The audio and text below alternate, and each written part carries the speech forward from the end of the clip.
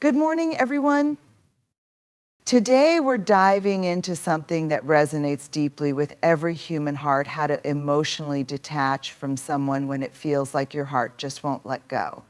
Emotional detachment is not about shutting down or numbing yourself. It's about stepping back, reclaiming your emotional space, and finding freedom in the midst of hurt.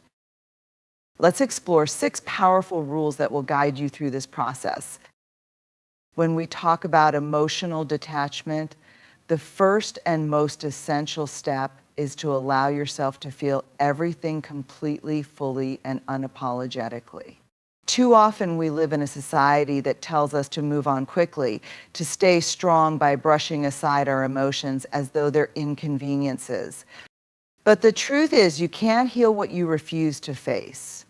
Avoiding emotions doesn't make them go away. It pushes them deeper where they linger and fester, showing up in ways you least expect. It's important to understand that feeling hurt, angry, or sad doesn't mean you're weak. These emotions are your body's way of processing loss, of trying to understand what just happened. They're like waves. You can't stop them from coming, but you can choose to let them pass without drowning in them. Suppressing your emotions may feel like a shortcut, but it only delays the inevitable. At some point, those feelings will demand to be acknowledged. When you let yourself feel, you're not just sitting in pain for the sake of it, you're giving yourself the gift of clarity. Emotions carry information. They tell you where you're wounded, what you value, and what needs your attention. They are your body's way of reminding you that you're human, that this experience mattered to you, and that it's okay to grieve what you've lost. At times, the intensity of your emotions may feel overwhelming, like a storm you can't see your way out of. That's when self-compassion becomes critical. Remind yourself that it's natural to feel this way and that it's a process. Trying to rush through or fix your emotions can leave you stuck in a cycle of frustration. Instead, allow them to unfold at their own pace, even if that means sitting with discomfort longer than you'd like. It can also be helpful to name what you're feeling. Are you sad, angry, disappointed, relieved, or even conflicted? Sometimes we experience several emotions at once, and naming them brings a sense of control to what feels chaotic. Write them down if you need to, or talk them out with someone you trust. When you name an emotion, you begin to create distance between you and the feeling itself. You're no longer consumed by it, you're observing it. Setting boundaries is an act of self-preservation, and yet it's one of the hardest steps to take when emotionally detaching from someone. Boundaries are not about punishing the other person or erecting walls of resentment. They are about creating a clear line where your emotional well-being begins and the other person's influence ends. Without boundaries, it becomes nearly impossible to step out of the emotional fog that keeps you tethered to someone. Boundaries are not just physical or logistical, they are deeply emotional, defining what you will and will not allow to impact your inner peace. One of the first steps in setting boundaries is recognizing where you've overextended yourself or allowed unhealthy dynamics to persist. This might mean you've let someone's opinions weigh too heavily on your self-esteem, allowed their needs to overshadow your own, or given them access to your emotions in a way that leaves you feeling depleted. Understanding these patterns isn't about blame, it's about identifying what needs to change so that you can regain control of your emotional landscape.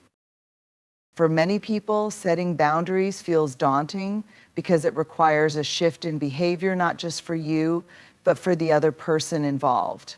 If they're accustomed to having unlimited access to your time, emotions, or energy, boundaries can feel like rejection. But it's important to remember that boundaries are not about keeping others out. They're about keeping yourself intact. They are a declaration of self-worth, a way of saying, I care enough about myself to protect my peace. Creating boundaries can take different forms depending on your situation. Sometimes it's about limiting physical contact, choosing not to see someone as often or at all. Other times it's about establishing emotional boundaries, such as not engaging in conversations that reopen old wounds or not allowing someone's opinion to dictate how you feel about yourself. Even subtle boundaries like choosing not to check their social media or replay old messages are powerful acts of reclaiming your emotional space. One of the most challenging aspects of setting boundaries is enforcing them consistently. It's one thing to decide what you need, but it's another to hold firm when guilt, fear, or pressure tempt you to waver. This is especially true when the other person resists or tests your limits. They may not understand why you've suddenly changed the rules, and their response may trigger doubts about whether you're being fair. In these moments, it's crucial to remind yourself why you're doing this to protect your mental and emotional well-being. Boundaries also involve learning how to say no without apology or explanation. This can feel unnatural at first, especially if you've spent years prioritizing someone else's needs or trying to avoid conflict. But saying no is an act of self-care, not selfishness. It's about acknowledging that your time and energy are finite resources and that you have the right to decide where and how they're spent. Focusing on self-growth is one of the most empowering steps you can take when working to emotionally detach from someone. It's a shift in energy, a decision to pour into yourself what you've been pouring into someone else, often at the expense of your own needs. This is not about erasing the person from your life or pretending they never mattered. It's about redirecting your attention inward and rediscovering the parts of yourself that may have been neglected, overlooked, or even forgotten in the process of prioritizing the relationship. Self-growth begins with curiosity about who you are outside of the connection you're letting go of. Relationships, especially deep ones, often shape our identity in profound ways. You might find that you've defined yourself by your role in the other person's life, whether as a partner, a friend, or a caregiver. Now is the time to ask, who am I without this relationship? What brings me joy? What are my passions, goals, and dreams that have nothing to do with anyone else? These questions can be both liberating and intimidating, but they are essential to the journey of self-discovery. Engaging in self-growth also means investing in activities that nourish your mind, body, and soul. It could be as simple as picking up a book that sparks your imagination, learning a new skill that challenges you, or pursuing a hobby that brings you peace. Maybe it's about reconnecting with your physical health through exercise, yoga, or long walks in nature. Or perhaps it's diving into your creativity, painting, writing, cooking, or playing music. These are not just distractions, they're pathways to rebuilding a life where you are the center. This phase of self-growth is also an opportunity to reassess your goals and aspirations. What have you always wanted to achieve but put off because of the demands of the relationship? Whether it's a career milestone, a personal project, or even small daily habits that enhance your life, now is the time to act. Set goals that excite you, challenge you, and remind you of your potential. With every step you take toward these goals, you'll feel a growing sense of independence and self-worth. Another crucial aspect of self-growth is learning to cultivate self-compassion. This involves letting go of self-criticism and embracing the idea that you are worthy, even when you stumble or face setbacks. Detachment can bring up feelings of inadequacy or guilt, but self-growth requires you to challenge those narratives. Replace them with affirmations of your resilience and your ability to create a fulfilling life for yourself. As you focus on growth, you may also notice a shift in your perspective. The pain of detachment begins to soften as you see the potential for new beginnings. You realize that while the relationship may have ended, your story continues, and this chapter is an opportunity to write something entirely your own. Practicing gratitude and release is a delicate but transformative process in emotional detachment. It requires holding space for two truths: that the connection you had with someone held value, and that its time in your life has passed. Gratitude is not about dismissing the pain or ignoring the hurt. It's about acknowledging the moments that shaped you, taught you, or brought you joy, even within a relationship that may have caused heartache. By practicing gratitude, you begin to shift your focus from what was lost to what you gained, even if those gains came in the form of lessons learned or strength discovered. This step starts with reflection. Think back to the relationship not in an attempt to dwell on the past, but to intentionally identify the positive elements it brought into your life. Maybe it was a shared experience that helped you grow, or perhaps the relationship revealed something about yourself, your values, your boundaries, or even your capacity to love deeply. Gratitude doesn't mean excusing the harm or justifying the ending. It means finding something meaningful amidst the chaos. Gratitude also allows you to release the weight of resentment, which can often feel like an anchor holding you in place. Resentment, while understandable, binds you more tightly to the very thing you're trying to let go of. By choosing gratitude, you loosen that grip and begin to reclaim emotional freedom. This doesn't happen all at once. It's a gradual process of reminding yourself that releasing bitterness doesn't erase what happened, it simply unburdens you from carrying it forward. One of the most powerful ways to practice gratitude is through journaling. Writing down the things you're thankful for, no matter how small, can reframe your perspective. Even in the most challenging relationships, there are often moments of kindness, growth, or connection worth acknowledging. When you put these moments into words, they become a part of your healing narrative. Gratitude, in this sense, becomes a tool for closure, helping you to honor what was while making peace with what is. The act of release, on the other hand, involves consciously letting go of what no longer serves you. This includes not only the relationship itself, but also the expectations, dreams, and attachments tied to it. Release is not about forgetting, it's about accepting. It's about recognizing that clinging to the past doesn't change it, and that holding on to old pain only keeps you stuck. Releasing means allowing yourself to move forward without carrying the emotional baggage of what could have been. Releasing can also involve rituals that symbolize letting go. It might mean writing a letter to the person one that you don't send, where you express everything you feel, including your gratitude and your decision to let go. It could mean physically decluttering items that tie you to memories of the relationship, or engaging in meditation practices that focus on surrender and forgiveness. These symbolic acts serve as reminders to your heart and mind that you are choosing to free yourself. Gratitude and release work hand in hand to create emotional closure. Gratitude softens the edges of pain, helping you to see the relationship in its entirety rather than just through the lens of its ending. Release, on the other hand, clears the way for new beginnings, allowing you to make room for peace, joy, and the next chapter of your journey. A support system is not merely a collection of people who care about you. It's a network of individuals who understand, validate, and encourage your healing process. These may include close friends, family members, mentors, colleagues, or even a therapist.